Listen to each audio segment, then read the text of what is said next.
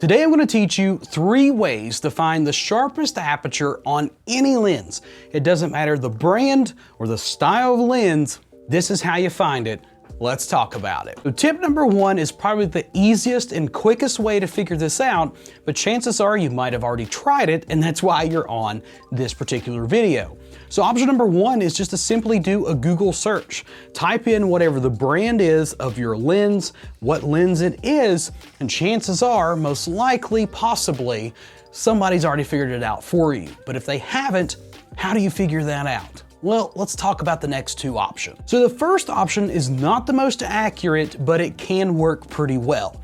So a rule of thumb that a lot of photographers, myself included, have used with trying to determine that sweet spot, that really sharp aperture in our lenses, is by taking whatever the most wide open aperture is and then moving up 3 stops, and that's what we get. So let's say, for example, this particular lens had an f4.0 as its widest open aperture, which is pretty common with a lot of kit lenses and a little bit more of the budget side lenses. So if we're moving up this scale right here, the natural aperture scale, f4, so 3 stops above that would be 5.6, 8, and 11. Now you might be thinking, what about the other f-stops, Chad? You know, I've moved through my aperture ring on my camera. There's all these other numbers. Like, what are these in-between numbers? Well, those are aperture areas too here on the digital cameras, but back in the day with photography, this was your natural aperture scale. So I typically will look for my sweet spot with those numbers. Now you can use the in-between numbers too. Me personally, I just stick with these numbers. It's easier to know off my head and to kind of manipulate these things. So again, if it's an f4.0, we're going to go to 5.6, 8, and then 11, and then that should be our sweet spot. And a general rule of thumb is a lot of lenses, that sweet spot is going to fall somewhere between f8 and f11. But if you really want to get super accurate about this, here's how you do it. So what I would recommend again is referring back to what we just taught of moving up 3 stops.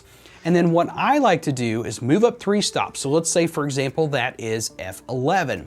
What I'm going to do is take a properly exposed photo at f11, and then I'm going to take another properly exposed photo at f16, so another stop above that, and then I'm going to take another stop below it at f8. So I'm getting a photograph of all 3 of those f-stops. And then what I'm going to do is compare those 3 images side by side, zoomed in at 100% in something like Lightroom or Photoshop.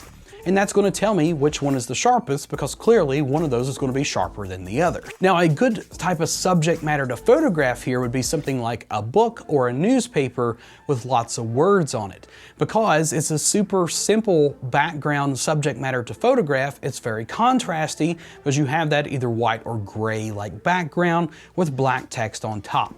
Pretty simple, but it's also complex enough where you can see those fine-tuned details of the letters. And we all know that text, especially in books and on newspapers, is very straight and very sharp. So if it appears that way as well in your photograph, you're going to know that sharpness level. But if this video did help you out, let me know in the comments section below, and let me know what some of your favorite apertures are to shoot at. It doesn't even have to be your sweet spots. It doesn't have to be super sharp. What are your favorite apertures and why? Leave that in the comment section below, and as always, be sure to create something new today.